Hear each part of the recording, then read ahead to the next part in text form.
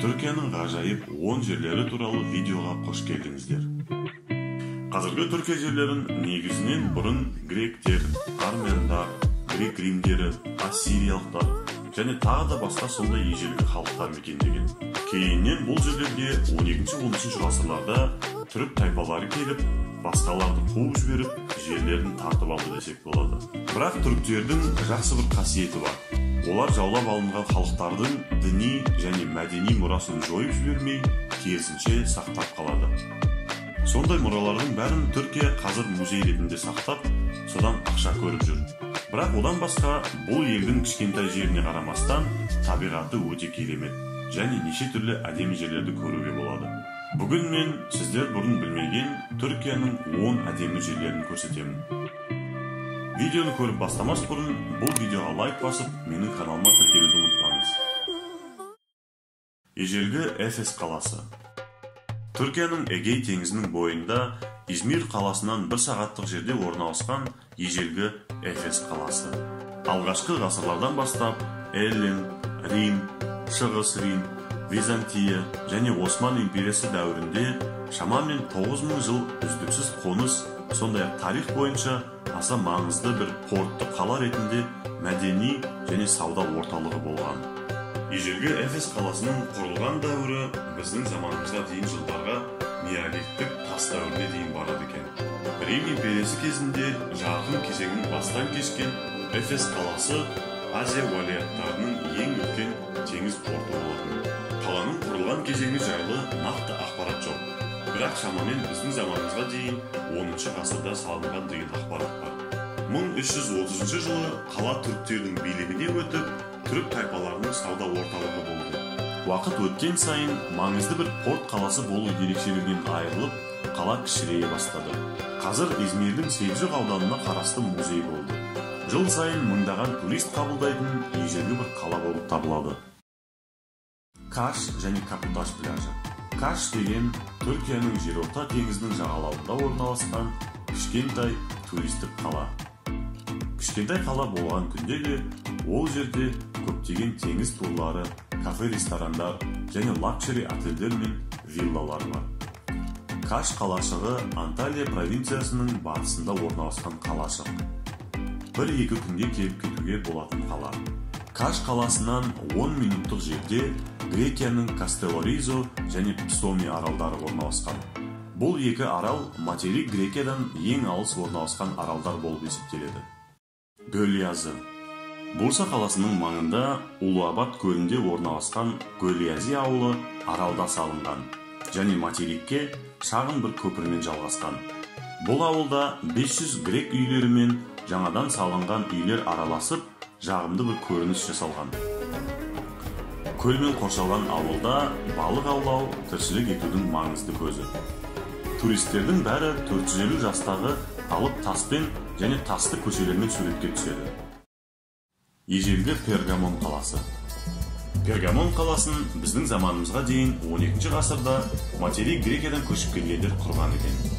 Біздің дәуірімізге дейін 283-133 жылдар арасында Пергамон патшалығының астанасы болған. Ең жоғарғы гүлдену кезеңі 1-ші Эвмен астында болған екен. 1302 жылы Византия империясының билігінде болған Пергама қаласын Караси әмірлігінің түріктері басып алды. Алайда 1356 жылы бұл билікті османдар жаулап алды. Оның орнында орналасқан түрік қаласының қазіргі атауы Бергама. Бұл қала да қазіргі Измир қаласының маңында орналасқан. Измир деген гректердің Смирно деген қалаларының түркше аудармасы. Түркияның 3-ші үлкен қаласы.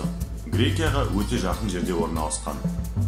Бұл қалада өте әдемі, сондықтан қалада көптеген туристерді кездестіруге болады. Ұзынгөл көлі. Ұзынгөл көлі Түркияның солтүстік аймақтарының ғажайып табиғатының маржаны. Көл Трабзон провинциясының Чайкара аймағында орналасқан және елдегі ең ірі демалыс орталықтарының бірі болып саналады.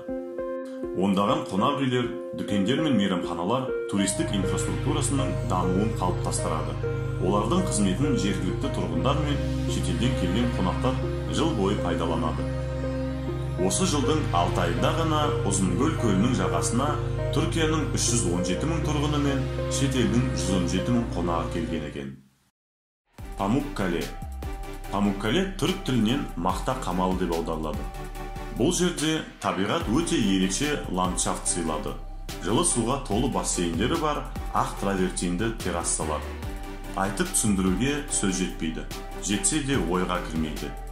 Осы сұлулықтардың арқасында қалыптасқан минералды сулардың көзі ежелгі Иераполис қаласының орталығында орналасқан. Оның қалдықтары травертиндік террассалармен бірге ЮНЕСКО-ның бүкіл әлемдік мұралар тізіміне енгізілген. Памуккале Түркиядағы ең көрнекті жерлердің бірі.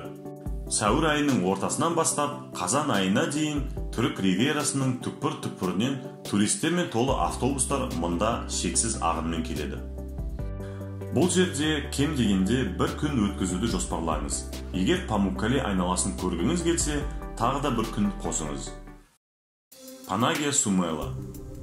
Панагия Сумела әлемдегі ең ежелгі православие монастырлерінің бірі болып есептеледі. 5 ғасырдың басында салынған екен. Трабзон қаласының оңтүстік шығысынан 50 километр жерде Мачка қаласының маңында орналасқан. Бұл жер Түркия христиандарының басты белгісі және православтар мен католиктер үшін зиярат ететін орын. Монастырь ерекше жерде орналасқан. Ол жартаста ойылған, сондықтан оған жету қиын. Мардин қаласы. Месопотамия жүрегінде тау төбесінің баурайында 1001 түн ертегілері парақтарынан түскендей бал түсті тастан жасалған Мардин қаласы. Мардин Түркияның оңтүстік шығысында орналасқан ежелгі қала. Нағыз ашық аспан астындағы мұражай. Мардин көшелерімен жүргенде сіз түркше, арабша, күртше және тіпті турея тілін осы бөліктерде керемет түрде сақталған арамей тілінің жергілікті диалектісін ести аласыз. Бұл қалада арабтар, армяндар, ассириялықтар, гезиттер, күрттер және түріктер тұрады. Оның үстіне олар өздерінің ішінде рулар мен тайпаларға бөлініп үлгереді екен. Бірақ бұл олардың бір-бірімен тыныш тіл табысуына кедергі болмайды. Мардинді Түркияның ешқандай қаласымен шатастыра алмайсың. Бір қарағанда қаланың көшелері ретсіз көрінеді, бірақ іс жүзінде олай емес. Тар көшелерден жасалған лабиринт жергілікті жел раушанына сәйкес салынған. Бұл оны жазда табиғи кондиционер етеді. Стамбул, Балат. Негізі Стамбулдың өзі үлкен бір керемет қала. Оған ұқсайтын әлемде ешбір қала жоқ. Бірақ Стамбул жайлы мен басқа видео жасармын сіздер үшін. Ал қазір мен сіздерге Стамбулдың ерекше бір жерін айтып өтемін. Ол Балат районы. Түрлі түсті үйлер, атмосфералық кафелер, Instagram фотолары. Бұл Балат, Стамбулдың жарқын ауданы. Мұнда сіз харизматикалық, хипстерлік және контрастты Стамбулды көре аласыз. Балат Стамбулдың тарихи орталығына жақын орналасқанымен, оған туристер аз келеді. Балат жуырға дейін Стамбул еврейлерінің негізгі кварталы болған. 15 ғасырда Сұлтан 2 Баязиттің шақыруымен бұл жерге сефард еврейлерінің отбасылары қоныстанды.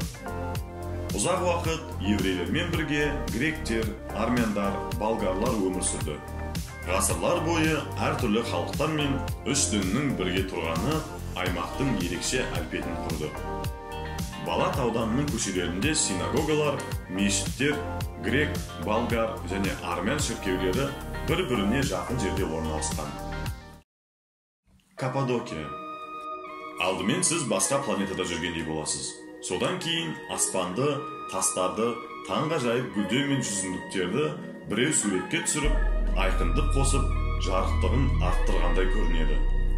Каппадокия бір-біріне жақын орналасқан шағын қалалар аймағы. Каппадокияға қыркүйек және қазан айларында барған жақсы. Сол уақытта туристер аз және температура керемет. Бәрінен бұрын Каппадокия саяхатшыларды ерекше пішінді тау жыныстарының таңғажайып көріністерімен баурап алады. Бұл ғажайыптардың барлығы базальт пен туфтың бұзылуы нәтижесінде пайда болды.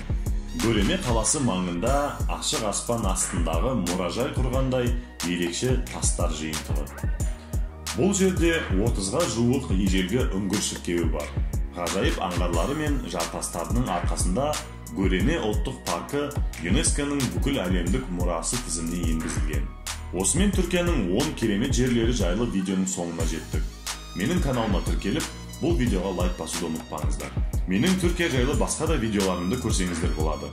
Анталия қаласына келсеңіз не көруге болатынын көрсеттім.